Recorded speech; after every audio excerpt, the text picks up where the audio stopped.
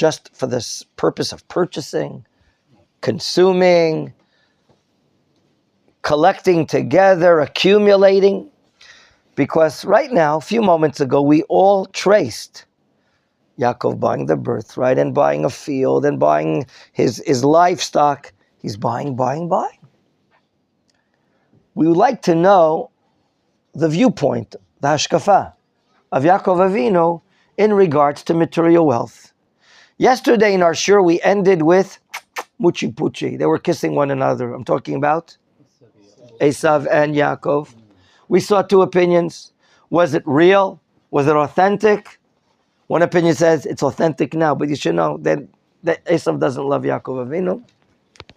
Today you can see in the European, American, Western Christian world how many really nations have vomited out the Hamas for their war atrocities, butchering and raping and burning children and people. Very few nations really have come out to show that this is inhuman.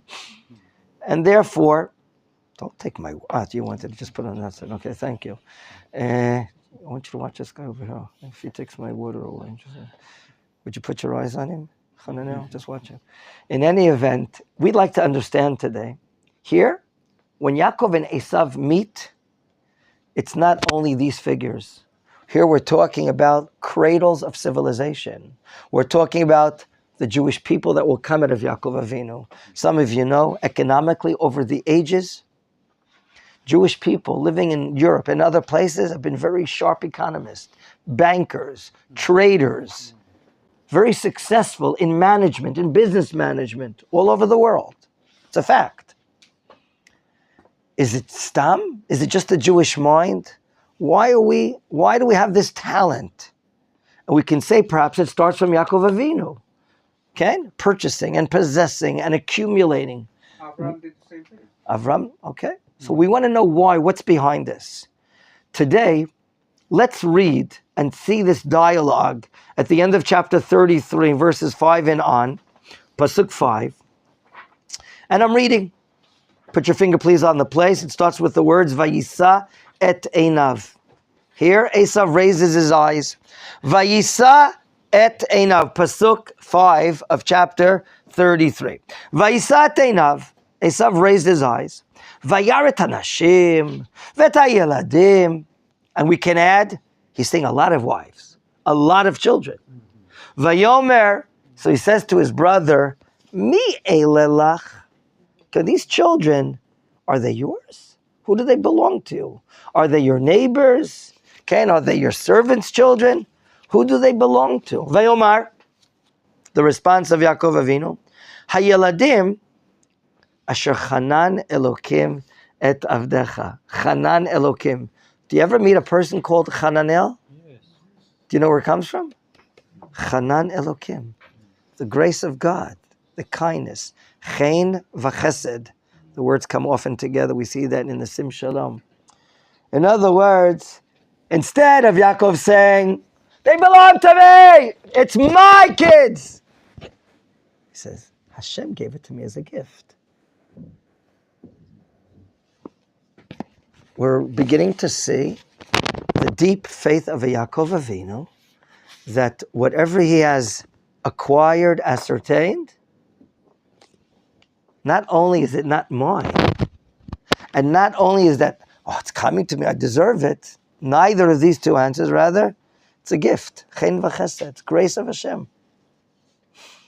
He doesn't say, I deserve it and it's coming to me. No. Chanan Elokim et avdecha. Again, he continues to humble himself, which we've seen some criticism already beforehand in our learnings here. And then, Pasuk Vav, Vatigashna shefachot heina v'yaldem tishtachavena. Now we see the order of approaches. Everyone are coming towards Esav in order, like we learned before, and bowing down. Pasuk Zayin, verse 7, Vatigash gam le'ah viladea vayishtachavu v'achar, meaning the last one on line, Nigash Yosef v'Rachel vayishtachavu. What's different there? Yosef is last name is preceding. Yosef precedes his mother. Isn't that a lack of respect? Didn't in Pasuk, the earlier Pasukim, who came first? The mothers came first, and then the children. What is he, a sabra in Israel? He's like a little chutzpah. He runs up in front of the line. But rather, what did Chazal teach us, gentlemen? He's covering his mother. He's covering his mother. Why is he covering his mother? She's beautiful. Okay? And God forbid, he doesn't want any problems. He's standing there, and he's doing something wise. We see Yosef is a man of initiative, a man of thought and action at the same time. And now, Esav continues in this dialogue, Pasuk Chet, after everyone bowing down, and he's seeing so many wives and kids. Vayomer, milacha kol hamachana hazeh shepagashti. Milacha, meaning, who do they belong to? Who brought them here? The response of Yaakov, Vayomer, limtzochen be'einei Adoni. Meaning it's like a gift for you. We want to find favor in your eyes, in the eyes of my master. And now, listen, we know apparently Esav is a wealthy man. And we're going to see if he does or not take pride in his wealth. And how does Esav look philosophically, in depth, at the wealth that he has. And here, let's notice the Pasuk. Pasuk Tet, Vayomer Esav, 3 words. Yesh li Rav. Rav, of course, does not mean rabbi. I have a lot. Rav from the word Harbe. Achi, hey brother. Yehi lacha. You keep what you have. You don't have to give it to me. I don't need it. Yehi lacha, let it be for you. I have a lot. Is it clear to us what kind of answer he's saying? Rav here in the sense of plenty. Quantitatively, I have a lot. Is he lacking anything? He's not humble. I have a lot. I don't have everything, but I have a lot. Whereas Yaakov says, Vayomer Yaakov, Alna, please don't. Imna, please, matzati chen be'einecha, look how humble he is. Velakachta minchati miyadi. Have you received a mincha? Mincha here means a gift. Another word for the word gift? Matana. From the word latet, to give. Latet, matana. Mincha is a gift. Ki al kein ra'iti fanecha. I saw, I visited, I witnessed your countenance. Kirot penei Elokim. In other words, I met up with your ministerial angel. Fatirtzeni, and he was appeased. He agreed to my blessings. Therefore, I want you to receive my gift. Gentlemen, we have a back and forth. I don't want your gift. Please take my gift. I met the godliness, the blessings that was given. Take it. And therefore, he furthers in Pasuk Yud Aleph, Kachna, well, the 3rd time he's saying na, et birchati. This is my blessing. I've been blessed, meaning from God. Asher uvad lach, and it was brought to you. It's marked for you. Why? Ki chanani Elokim. Chanani Elokim. Chananel. God has what? Favored me, bestowed kindness to me. V'chi yesh licho. V'chi yesh licho. I have everything. What's the difference? I mean, if we're now measuring, are these the 2 most wealthy men on earth? Maybe, maybe not. Esav feels what? Yes. I'm very wealthy, but I don't have everything. Whereas Yaakov is saying what? I have everything. Why? Why that difference? It seems to me one is saying, I have a lot, but there's so much more I can get. Whereas Yaakov is saying, whatever I have is fine for me. What did Chazal teach us regarding material wealth? Miwa Asher, who is a wealthy man? Pirkei Avot? Miu Ashir, who is a wealthy man? The Mishnah rhetorically asks, what is the answer? Thank you. Hasameach bechelko. Repeat that. Bechelko. He's happy with his portion. This is clearly absolute recognition of God's goodness. Whatever God gave me, I'm happy with. Okay? It's a view of faith. So it's not only a difference between quality and quantity, where Esav is holding on to quantity. I have a lot, but I can have more. But it's a matter of quality. Whatever I have is fine. It's fantastic. I thank Hashem for everything. I don't look that when we grow up and we live as families and we have neighborly relations, and your neighbor has something you don't have, and your neighbor has this or has that, Mother Nature tries to tell us jealousy, envy. But really, the fact is, he's running the show. And he's allocating the pie. There are times that I may have less. There are times I may have more. It's all because what Hashem wants, His plan. He wants me to go through this, to maybe sweat, maybe understand the hard times, maybe do more tshuva, maybe be more kind and smile even if I have an overdraft in the bank. But realize that whatever I have, that's His plan. That's what He wants. I'll try to benefit. I will try to change or mend and alter the situation. Fine. We make the hishtadlut. We make the effort. But the fact that our neighbor has that and you don't have that, if you allow your regesh, your heart, to overcome your intellect, then you're going to feel, Aleph, you're deficient. You're lacking. And that's going to eat your heart. And this jealousy will just take you away. Okay? 3 things that our sages said in Pirkei Avot. You remember? Akiva, what are those 3 things that eat a person away from his world? Shlosha dvarim motzi et ha'odam min ha'olam. 3 things that take a man out of his life. Hakina, jealousy. Hata'ava, lust for physical matters. Vakavod, and looking for honor. Looking for honor. Those 3 things, motzi et ha'adam min ha'olam. You have to remove those bad attributes. Let's use ta'ava for spiritual things. Lust. Let's use kin'ah, like Leah and Rachel. They had envy for the great deeds, for the great character traits. I admire these attributes. I admire those midot. I can be jealous. I'm jealous of the Torah knowledge this rabbi has. Wow, I wish I would be. That's positive jealousy. That's allowed. Every midah, every attribute, as the Ramchal explains to us in the Mesilat Yesharim, has a usage, has a way, has a time when to be used. But we have to be careful of the negativity of the usage. Okay? I want to be merciful. I want to be loving. We don't have merciful over our enemies. Hamas has to be wiped out. Their supporters, the people that think like them, no room for it. Not in Israel, not around Israel. There's no way to have mercy on murderers and people that support murder. Right? We don't have mercy. I see that poor guy outside. I have mercy on him. I give him a shekel for tzedakah. I bring him some food. I do chesed here. I do chesed there.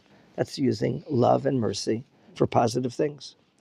So here we see, and therefore I want to say the following.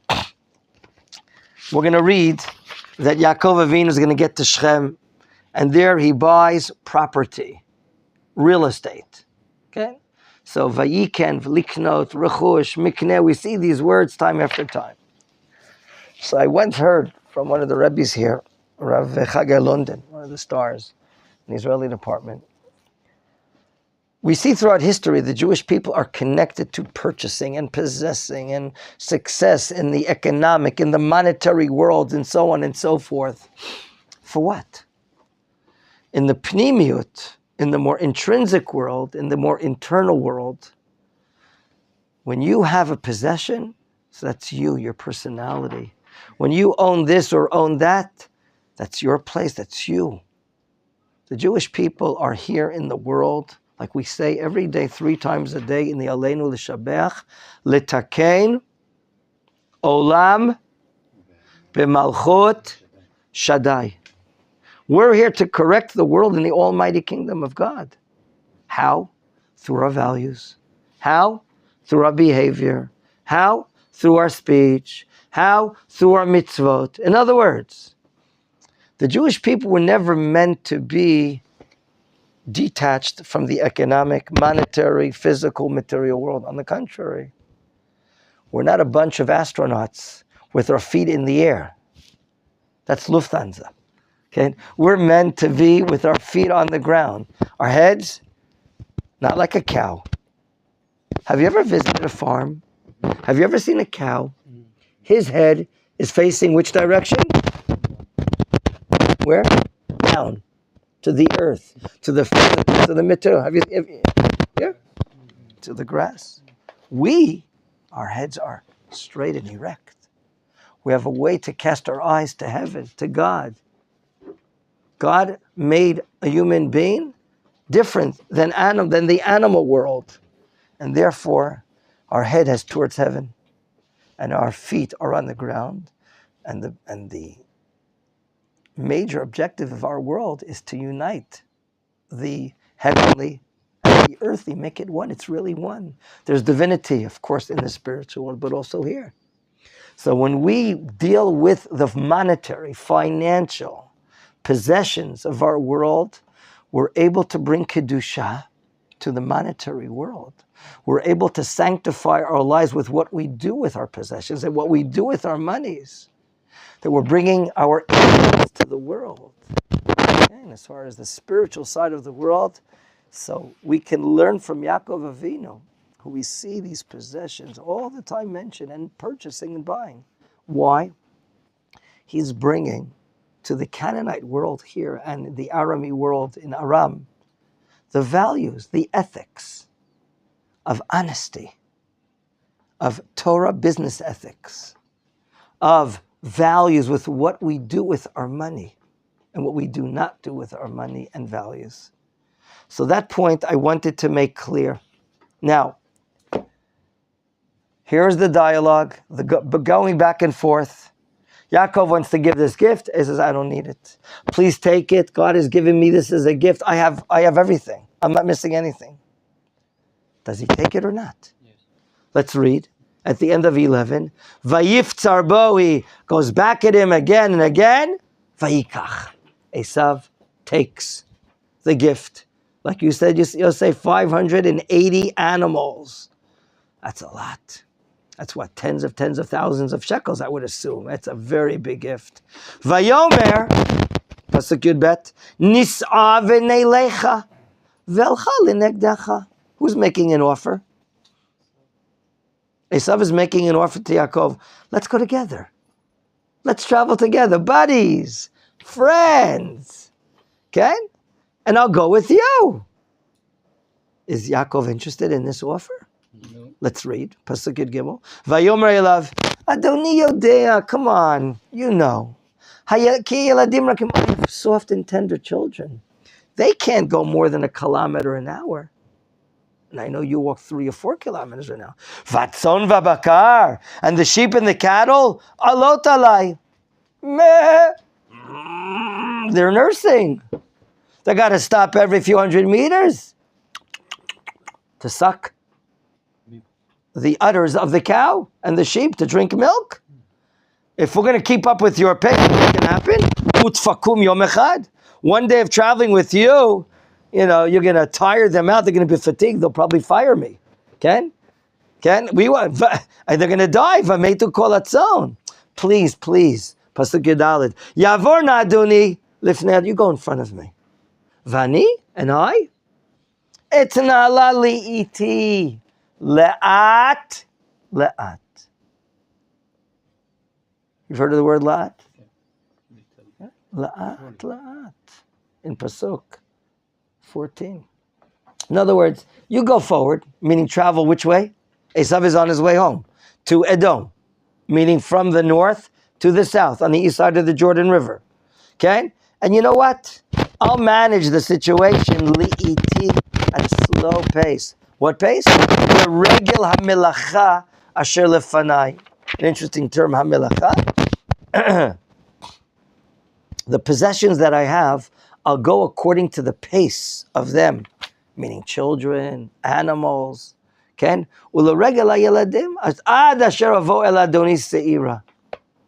Until I arrive to my master in Seir. Gentlemen, according to the Pshat, simple meaning, does Esav want mutual life with Yaakov? I repeat the question. Is Esav interested in his brother living with him together? Yes, it seems so. It seems so. Brother, that's the Esav, his brother, but that's the only, that could be the reason. because he's a cheat, he's a liar, he's a hunter. You're absolutely right, I think. Would you please, do you understand the diplomatic answer that Yaakov Avinu is answering? Okay? He's giving him, like, on the one hand, what we call in English a cold shoulder. You go in front of me. I'll get there in the end. I'll arrive. It doesn't say when exactly, but, he gives a good excuse. I have children, I have tender, caring children. I have sheep and cattle that are nursing. They can't go in a regular pace with you. Esav doesn't buy this answer. Pasuk Tedvav, verse 15. Vayomer Esav, atzigana imcha. Okay? I don't know what English word they're using, but I will exhibit, introduce, I will represent someone with you, meaning I'll bring you some help. I'll assign some help. In other words, Esav suggests, I'll help you guys out. I know you're going slow. I'll give you some wagons. I'll get you a Concorde jet. I'll give you, okay? Mina'am Ashariti, from my crowd, I'll send people over. I have a lot of workers. Come on, I'm not going to be lacking. And what does Yaakov say? Vayomer lama zeh, why bother? Come on, you don't have to do that. So a very diplomatic answer. Why should you do me this favor? Rashi explains, I don't need this favor, meaning don't give me such kindness and this and that. I'm not worthy of it. So we see that Yaakov Avinu is giving a cold shoulder. And as Akiva explained a moment ago, why? Is it only because that he doesn't want to be living with a cheat, with a liar, a deceiver, like Esav? Or is there something, is there just Sur Meira? Remember what King David says in one of the Psukim in Tehillim? Sur Meira va'asei tov. Have you come across that pasuk? Remove yourself from evil and do good. Is it just Sur Meira? Not being with a bad neighbor, not being with bad people? Or is there something good, I'm asking? And now let's refer to the words of Rivka Imenu that she received in a prophecy. Remember when she was asking all her girlfriends, what's going on? No one ever had a pregnancy like it. What's going on? Vayomer Hashem la. God answered her. Shnei goyim bevitnech. 2 nations are emerging in your stomach. Ushnei leumim, and 2 different nationhoods. Mime'ayich, from your inwards, yiparedu. Yiparedu, they will be separate. You can't be with them. Yaakov Avinu understands from his mother Rivka that Esav and Yaakov on the one hand are brothers, but these 2 cultures, these 2 sets of value systems are so different, they cannot be living together, not at this stage. Not at this stage. In the days of the Mashiach, when the goodness of the world will be more observed and valued and exposed to people, then there's time for better relationships, what we can take from them, what they're going to take from us, and values. But right now, Yaakov Avinu, in a more deeper sense, and Rashi brings it, when will Yaakov arrive to Seir? In the days of the Mashiach. Like Zechariah says, quote, some of you know it stayed at the end of the Elenu, right? Inserted, Va'alu Moshi'im Behar Tzion, and the saviors shall go up to Mount Zion, Lishpot et Har Esav. That's the end of the Song of Moshe that we put in the Siddur. To judge the mountain of Esav. When Esav will be judged for all their atrocities, all their lies, all the pain and anguish that they've done to the Jewish people over the ages, Vaita Lashem HaMelucha, then the kingdom shall be for God. Okay? That's when Yaakov will knock on the door by the Esavian Christian nations of the world. Okay? Pasuk Tet Zayin, this section ends, Vayashov, Bayomahu Esav, Lidarko, Seira. Is it clear to you which way he was on? Which way is he traveling? To where is he going? He's going back to where? That means he has left Eretz Yisrael. That'll be part of tomorrow's show. What happened? When did he leave? Why did he leave? What's the matter? There are no hotels in Yerushalayim, Hebron, Beersheba. Why did he leave? That'll be tomorrow's shiur. Okay? So he's back on the road to Seir. We said Seir is a name of a mountain range, commonly also called Petra, but in the Tanakh, Edom. Very good. Shmuel, Edom. And what does Yaakov do? He goes to a neighborly place. Yaakov nasa Sukkota. Well, why is it called Sukkota? To Sukkot. Let's read it. Vayiven lo bayit, and he builds a house. Ulemikneu, and for all his possessions, his livestock, asa Sukkot. He made shacks. Al kain, therefore, karat shem hamakom Sukkot. Well, so we see Sukkot, bayit, and again Sukkot. Why the wordy usage of these words? So Chazal explained to us, time out. 18 months, Yaakov Avinu remains here on the other side of the Jordan River in this town called Sukkot. How? Each term, Bayit, Sukkot, and again Sukkot, is a period of 6 months. Bayit is the winter time. Sukkot is a shack that you can live outside for the animals, and it's twice. So we arrive maybe during the summertime, spring, summer, for 6 months, Sukkot. And then for the winter, he builds a house so he can live in there, in the Bayit. And then again, we find out the name Sukkot. That's how Chazal understood. 18 months, 1.5 years. And your question might be? Why so long? And what else? Why there? Where else should he go? Seir. Yaakov Avinu should go to Seir. Off limit, bad culture. No, Rabbi, I mean, he's supposed to give all the livestock to Esau, right? He gave the gift. Esau accepted 580 animals. He took all the Yeah, the gift is there. Yaakov has plenty more. I asked him the other day. But I'm asking you, why? One question is, what is he doing there? Why is it so long? I'm asking you instead, where should he go? Huh? He should go into the land of Israel. Opposite that area, on the north-south axis, will be the city of Shechem. Okay? So why isn't he going in? Maybe it's occupied by someone else? What's that? It's occupied by someone else? What, Shechem? It's obviously occupied. The Canaanite nation has been living there for generations. So the question is why he wanted to go to Shechem. No, the question is, why is he delayed? 18 months. There's a Gemara that says, really, he is as if he's punished for that. He could go see his Abba and his Ima, if it's Beersheba or Hebron. Yaakov estimated that this traveling from Aram to the Giladi Mountains, a lot of metach, moving the animals and livestock in the night in the Yabok River, and now meeting up with Esav. The animals are quite tired and fatigued.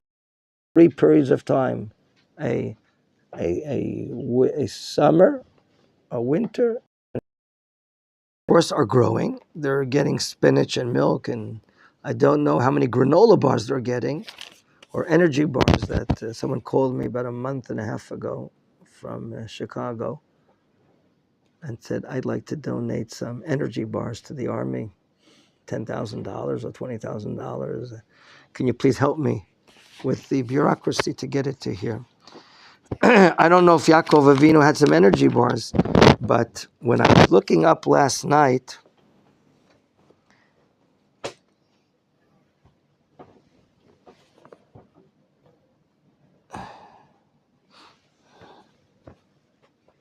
The fact that it's doing it for the livestock, the Netziv understands the reason is for the livestock.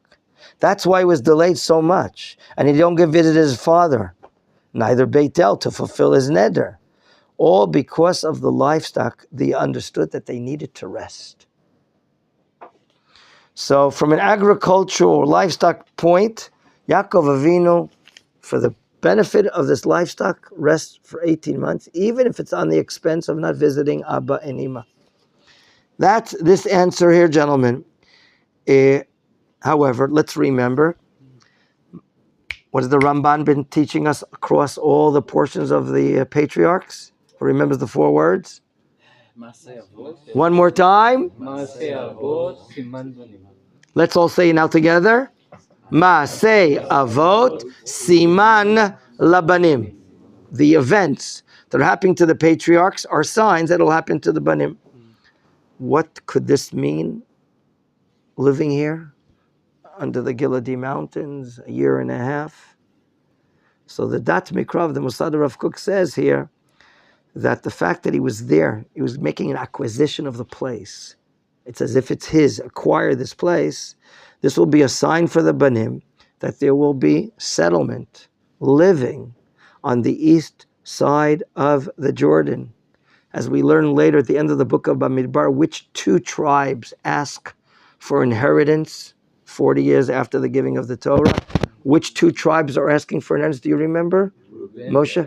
Reuven and Gad. Half of Menachem did not ask. They were assigned the task. So, Masei Avot, Siman Lebanim.